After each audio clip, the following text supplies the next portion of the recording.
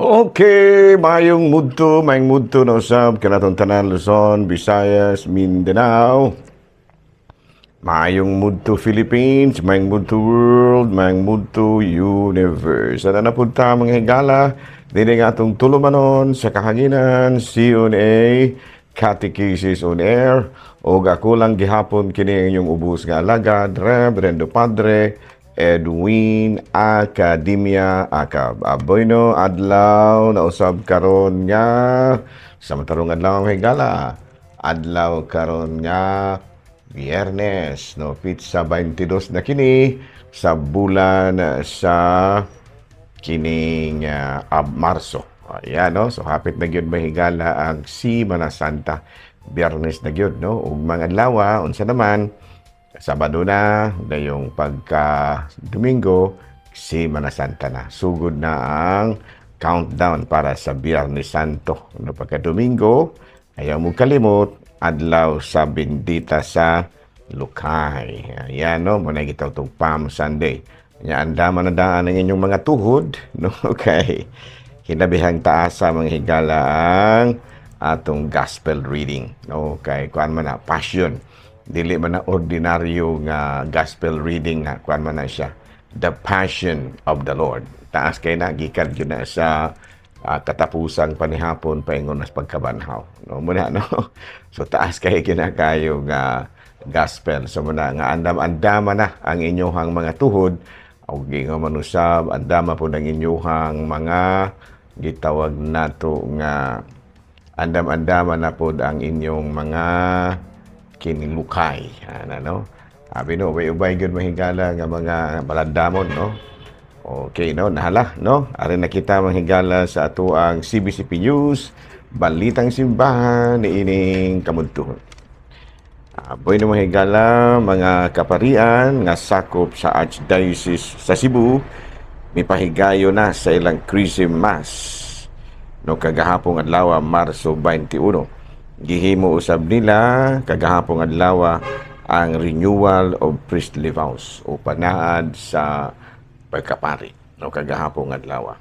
Balita mga higala gikan sa Vatican, Pope Francis mitudlo nga usa sa mga kinahanglan sa kalinaw sa kalibutan mao ang gitawag nato mithi sa paglikay nga dili masayop sa pulong o buhat sa nga sa in English pa the virtue of prudence. Nga naman, nga rong maglikay gyud nga makanabitaw atong pamalandungan gyud ug maayo nga dili kita makapasakit sa atong isig kaingon pinaagi ba sa pulong o sa buhat. Muna gitawag na itong prudence. Nahala, no? Padayon ta mga higala atong tibayaon diog may mudto ang atong talahorong obispo sa kadali mga higala, ha?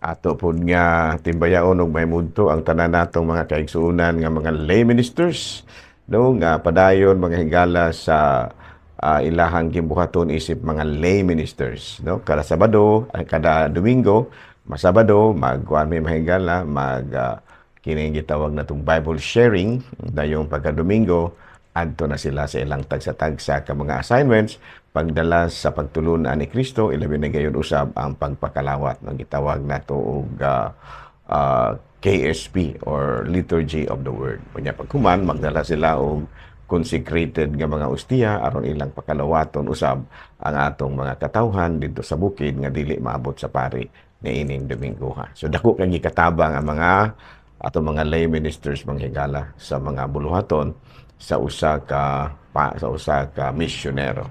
Bueno, ari kita manghigala sa atong Saint of the Day. Bueno, ang atong Saint of the Day karon bisan kun way nangutana. Dara manghigala, ang atong Saint of the Day karon si Gundiri sa atong listahan, March 22. Mao si dara manghigala, ha, si Saint Nicholas Owen. Saint Nicholas Owen, no? Ang Owen is O-W-E-N. Okay. or naila siya nga Little John, the Little John, or Saint Nicholas Owen. Yeah, born in Oxford, no, humble artisan, saved the lives of many priests and laypersons in England during the penal times, 20 years, built secret hiding place for priests throughout the country, and entered the Society of Jesus in 1594 and was finally caught.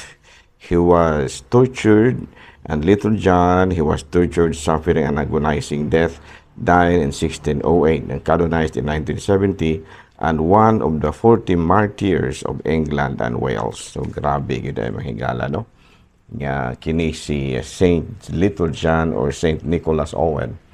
Siya kay kadundot niabot mo gutong panahon manghigala nga gilutos ang mga pare or mga Katolikong pagtuo sa England during the time of King Henry VIII. And then ang nahitabo mao nga kini si si Nicholas Owen iyang gipanaguan ang mga pari until nga nadakpan siya o gani siya mismo nahimo pud siyang martir. No muna nga ni-canonized siya ni Pope John Paul II niadtong 1970, no? So isip usas sa mga martyrs of England and Wales, 40 ni sila kabuok. Nahala, no, padayon ta mga higala sa ato ang mga buhat tono ni ining kamudtuhon. Bino ari kita maghigala sa ato ang ginagmay Jolo joke sa ginagmay mahigala. Okay, sa may atong joke karon. Okay. Bino nag-istorya ang amahan ug anak. Ay ang nag-istorya kini si Busting ug si Pikoy. Koy. Gaduan. Anto doon ulit tao pagkagihapon di ay? Mapagyo ka namin nyo? Ay, wala pagligi ko namin nyo, ting. Nga naman. Itong una, may nakita nun ko, pero di mo sugot si mama.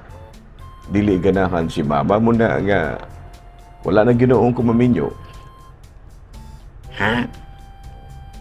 Sayon raon ta na. Pero man, saan mo na to?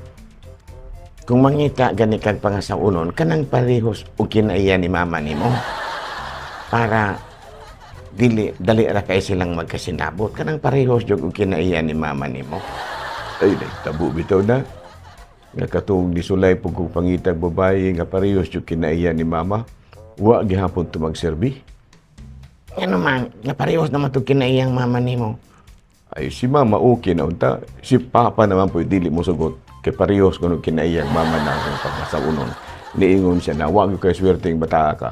Ug pareho kinaiyang mama nimo nang imo ang pangasawon. Ha? Niingon si papa ni mo na? Mao gani ang sulti. Uyo nun tas mama, si papa naman po'y dili kay matud pa niya, wag ko swerte ko no. Joke ba yun? Joke na daw ito, o may lain.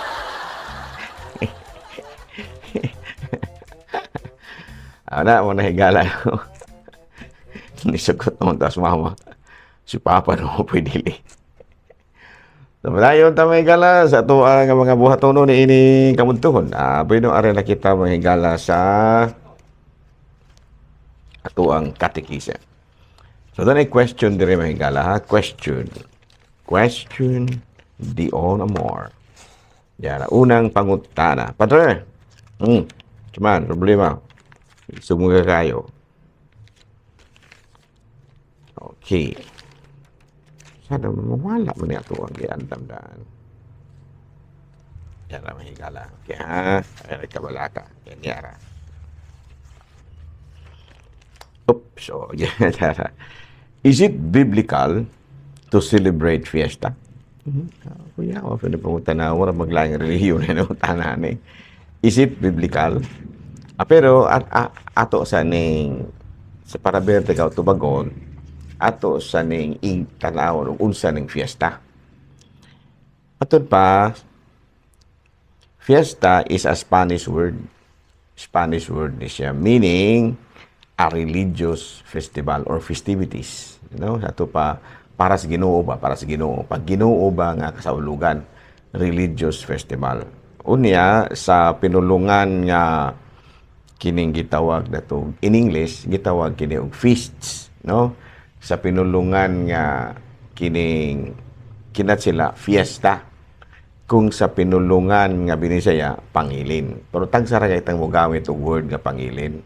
Usually ang atong gigamit good nga word is fiesta, kay nga naman ilabi na gyud ta diri sa Visayas o mga Pilipinos adda doon na tayo daghang kayong mga word nga murag binisaya, no, mura og Pilipino, pero kinat sila di ay, no, kining kutsara, tenedor, baso, yan na, no. Muna nga ang word nga fiesta in English gina siya kanang kinat sila na. So muna nga kung mangita ka og word nga fiesta dinha sa binisaya nga kining Biblia, di ka kakita. Di ka kakita. Kay ibinisaya man nila ang fiesta, gitawag man nilang pangilin. Pero in English, makakita ka sa Biblia. Mangita ka og word nga fiesta sa kanang gitawag na to kuan ba? Kanang in English nga Biblia, Bible, doon na in English feasts, no? Sa Leviticus chapter 23 verse 2, speak into the children of Israel and say unto them concerning the feasts of the Lord which you shall proclaim to be holy convocation, which you shall proclaim to be holy convocation, even these are my feasts. So, sa ito pa, kung mangita ka og word nga fiesta sa binisaya nga Biblia, wala gid na. Naa diha pangilin. Kung atong basahon sa kining kung atong basahon sa Hebreo kapitulo 4 bersikulo 12, mao kini ang atong mabasa. Kay ang asa din mga mahigala. Yara ha. Tapa. Yara jay. Sa una, no, sa Leviticus 23 bersikulo 2, ang Ginoo miingon kang Moises, sultihi ang mga Israelita nga mao kini ang mga pangilin nga gitagal sa Ginoo aron sa ulugon ninyo ang imong pagmantala ingon nga mga balaang adlaw sa panagtigo. Oh, note ha, in English feast, in Spanish, fiesta. In Visayan translation, pangilin. Sa ito pa, kung mangita ka og word nga fiesta sa binisaya nga Biblia, di ko kakita. Pero in English nga Bible, kining gitawag na to, kining Biblia, English nga Biblia, Bible, naa gida. No, ato ka nang mabasa sa Leviticus chapter 23, verse 2. No, nga matod pa diri, no? Speak unto the children of Israel, and say unto them concerning the feast of the Lord, which you shall proclaim to be holy convocation, even these are my feasts. So, panatong binisayon, sa Leviticus kapitulo 23, versikulo 2, ang Ginoo miingon kang Moises, sultihi ang mga Israelita nga mao kini ang pangilin nga gitagal sa Ginoo aron sa ulugon ninyo ang imong pagmantala ingon nga mga balaang adlaw sa panagtigo. Balaang adlaw sa panagtigo. Convocation. So, klaro ba? So, muna, no? So, kung ang pangutana, is it biblical to celebrate fiesta? Biblical ginakayo. Kaya mao magani ka na ato man ang mabasa sa Leviticus Kapitulo 23, versikulo 2. No? Klaro ba? No? So, dili ta mo ingon nga dili sa Biblika. Pero dili sa Pilipinas, ang atong gigamit nga word, kay mga katsila malagi ang uban nato nga mga gitawag nato og mga words, no? Ang gigamit nato nga word is fiesta. Kay doon naman tay gitawag nato og kay ang nagtudlo ginato kabahin sa fiesta mga katsila man gid pod. Kay nga naman gigamit sa mga katsilang misyonero ang kasaulugan sa fiesta aron ilang mapasabot pag-ayo ang pagtulunan ni Kristo. Muna nga kung maingon nga naa ba nas Biblia daghan kay ng fiesta sa daghan kay ng mga fiesta sa Biblia. No, pero ang gigamit lang at termino kay ang gigamit pugod nila kay kuan man kining gitawag nato og binisaya man nga o Bible. So dili gyud ka maka kita og word nga fiesta sa binisaya nga Biblia kay ang pinulungan nga fiesta kinatsila man na. Gawas kun ang imuhang gamiton nga Biblia sa mga katsila. Pero lisod mata ng Biblia sa katsila sa mga mangita na di ang kasabutan na. Ang atong masabta na fiesta ra English lang makasabot tag in English. Sa muna nga sa English nakita nato nga doon mga feast nga gisaulog alang sa Ginoo. Unya diri sa Pilipinas, no, gitudlo sa mga katsilang pari ang fiesta in honor sa atong mahal nga patron, no, sa atong mahal nga birhen ug mga religious events. No, mo na gagi sa ulugan nato na sila og religious festival or feasts ingon ni ana. Sa mga ang mga laing relihiyon, medyo bagulbol sila kay nangita lagi sila word nga fiesta sa binisaya nga Biblia, which is impossible. Di yung kakabasa din na. Pangitaan ninyo ang word nga feasts sa English Bible. Naida kang feast din ha. Or in Spanish, fiesta. Or in the dialect, pangilin. No, klaro ba? So, napangutana. Is it biblical to celebrate fiesta? Yes. It is very biblical. No, klaro? Pero doon na yung mga pangutana kabahin fiesta, no?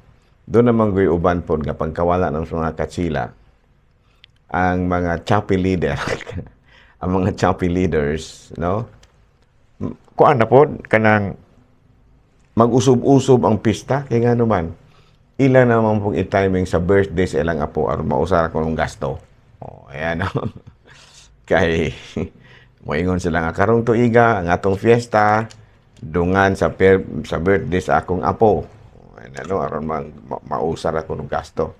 Dayong sunod na pong tuig, idungan na po nato sa fiesta sa apuhan, sa ako ang bana. Ganyan. So mag-usog-usog, which is wrong. Dili gina, ang fiesta should not be a kanang gitawag na to birthday celebration.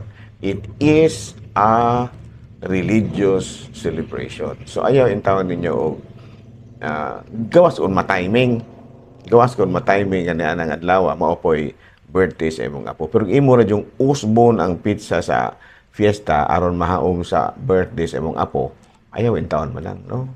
I don't know kung makasala ba ka, pero murag dili mayong pabinawon, no, nga ang imong fiesta dili ang santos may gipasidunggan kung dili ang imong apo, ang imong bana, ang apuhan sa apo. So, dili maayo ha. Klaro? Ha, mga choppy leaders, unya kami po mga pare inosente ra biya pud me. Kay usahay ka mga fiesta sa Santo Niño Abril baya. Ngano man sa Enero man ta Santo Niño, no. Say may mong Abril kay wa mi kalibutan nga gi-timing diyan as birthday sa iyahang igsuon o iyang bana, iyang apo o iyang magulang ikun na. No ayaw. Fiesta is a religious celebration. So kung mahimo in honor gina siya sa patron saint o sa inyo, sa mahal nga birhen, o in any religious event. O yan, lain pag yun, no? Doon ay mga palahubog, ano ba ito, mga kinibang mga laing relihiyon. No? Ano? Doon ay lugar nga kanang magfiesta po sila, pero dili religious commemoration. Ilang gitawag o Thanksgiving. Pwede naman siguro na, pero ang kayo, very alien na sa mga Katoliko kay ug mangutana ka, wala man gyud gipasidunggan.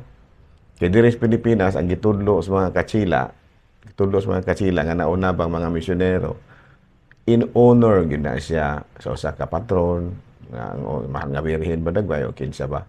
Talang sara kayo nga religious event ang gipasidunggan nato. Talang sara gyud kayo kalagmitan doon na patron ingon niya na, no. So muna nga mga laing relihiyon murag natubutang nato di-adapt na pud lamang sila, pero matud pa nila wala nila tawag og fiesta, gitawag nila og Thanksgiving. Pero kung pasultihon ang mga tao nagmangadto kuno sila sa fiesta, pero okay ra. Doon na po'y kining mga sabungiro kaysa bayawan sa una basta magtigbakay gani mo nya dili fiesta dakpon gyud mo, no? Panahon ni Jerry Kuan, kining aning Mayor Jerry nga kuan limot ko sa apelyido. No? Dakpon gyud mo magtigbakay mo pero magtigbakay mo panahon fiesta dili na sila dakpon kay nga naman mura man og bataha ang mga pulis kay nagfiesta ba na. Munang ang mga sabungiro maoy mangawhag og mga kuan nga magpista ta ana kay nga naman aron gyud makapasugal pud sila na muna nga dili maayo sada maayo no nga nagpulo fiesta na lamang ta kunuhay aron nga makapasugal makagaba pud na no mga sagbungero ha kay nga naman Mother Jerry limot ko mga higala no sa apelyido pa siya kay Father Anhing Mayor Jerry sa limot ko ano so muna nga kuan gyud kining gulang-gulang na tamay higala dali na kitang malimot so muna nahitabo sa bayawan sa una I don't know kung naa pa ba karon pero during my time nahitabo gid no nga si Anhing Mayor Jerry gyud musukit-sukit dayon labi na kung manglukat nag-permit kay magpakuan kung sa may patron aning inyong pista no kinsa may inyong chapel leader naa ba mo'y kapilya naman kay murag dunay magpangabuso ba no so again padayon din kita sa ato ang pagdebosyon sa atong fiesta kung mangutana ta mga lain relihiyon mangutana wala na sa Biblia ang tubag na wala na sa Binisaya nga Biblia naa na sa in English nga Bible naidahang fiesta din na. Pero kung mangita ka sa Binisaya nga word nga fiesta, sa Bisaya nga Bible, dili ko kakita. Kaya ang gigamit nga termino din ha is pangilin. No, klaro ba? Ala, din na lang una kita kutob ha. Ako lang gihapon kini yung ubos nga alagad Reverendo Father Dongol mana milit na usab kaninyo o manalangin kaninyo ang Dios makagahong tanan, Amahan, Anak, Espiritu Santo.